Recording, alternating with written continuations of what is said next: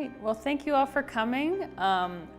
We are doing our What in a World presentations for the International Studies Graduate Fieldwork, and we've been going all over Wyoming and the state, and we're very happy to be here with you guys, so thank you all for coming this afternoon. My name's Alyssa Kaelin, and I'm from Cheyenne, Wyoming, and I'm going to be presenting on the commercialization of homestays in the Himalayan region. And I know you're probably thinking, what is this girl from Wyoming doing all the way on the other side of the world for her graduate research? Well, it all started from a desire to want to go to Nepal.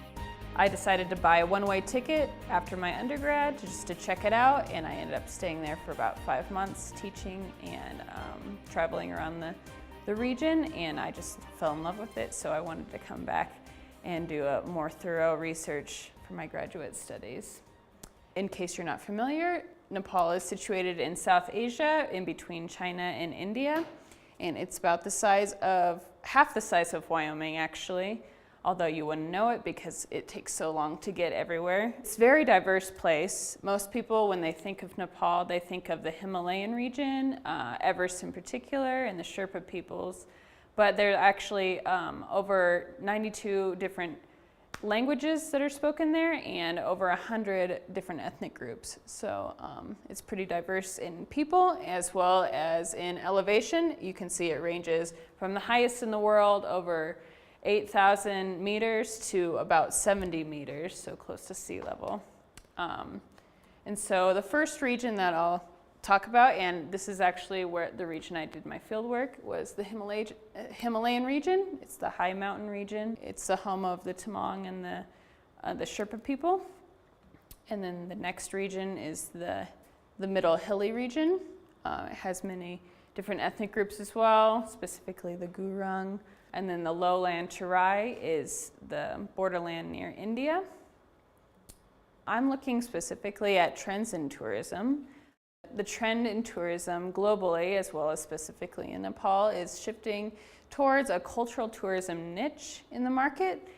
In Nepal, they're trying to shift the economic venue away, not just centered around the main mountain areas, so Everest, Annapurna, and the Longtong regions, but they want to spread it out so it's more equalized throughout the country. So one way that they're doing that is through this cultural tourism, where they're emphasizing the people group and all their cultural heritage, as well as the many UNESCO World Heritage Sites and ecotourism. And I specifically looked at homestay tourism, which is basically where the tourists come through and they're invited inside of guest home. Instead of being a tourist passing through, they're more included as part of the family. And so they'd be doing the daily chores with the family, really experiencing life from a different culture. And so the lodging comparison between a homestay, a village homestay, and a tea house lodge, which a tea house lodge is what you would typically come across in one of the trekking areas. It's very basic hostel. It's basically a small room with a couple beds and then a place to eat. And the main difference between them is that the tea house lodges, they cater to the needs and demands of the tourist, whereas the village homestay, the tourists kind of conform to the ways of the hosting family. And so you can see the drastic difference in the way they look typically. This is a typical Tamang house, and then the tea house lodge, which is constructed.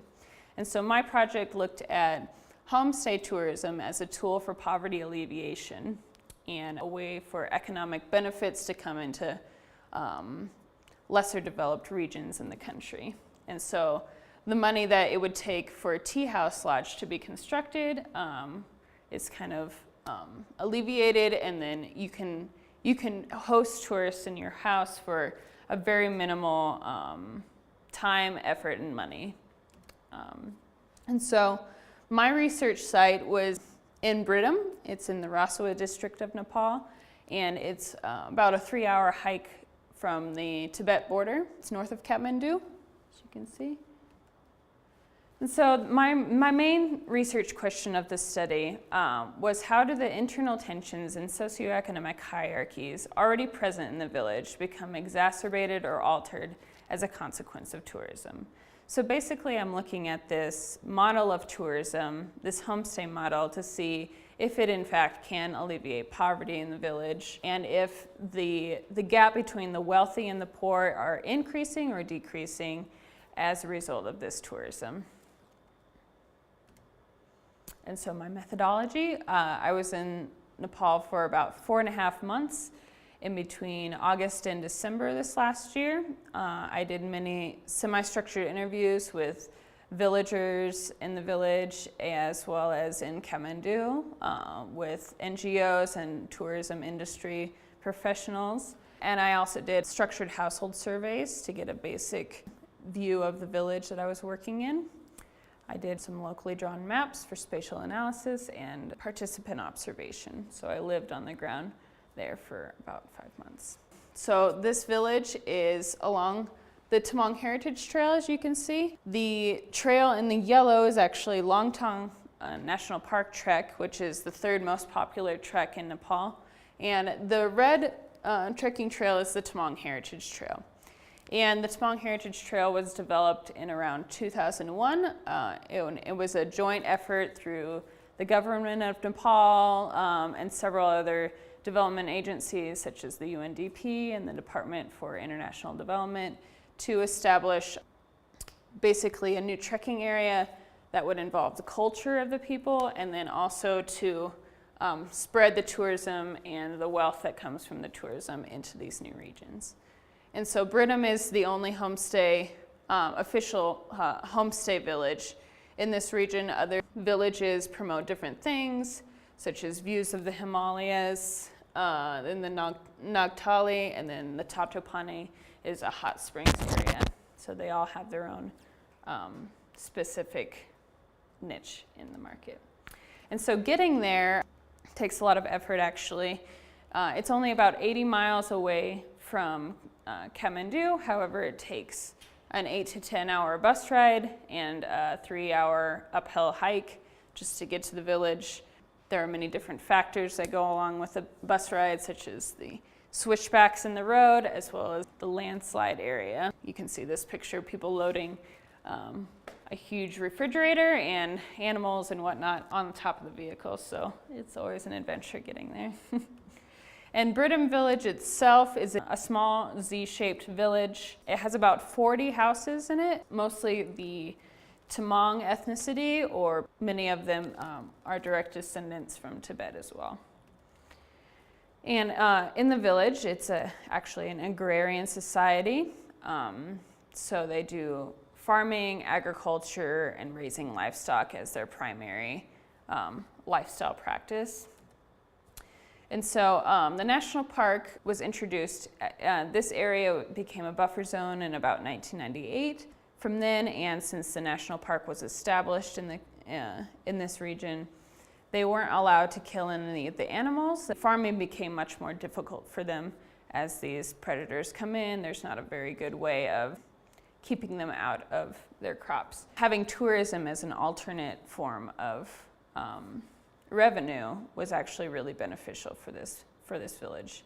And this village was also a semi-restricted area until about 10 years ago. Because of its close proximity to Tibet, tourists weren't actually not allowed in this region until the Tamang Heritage Trail was established.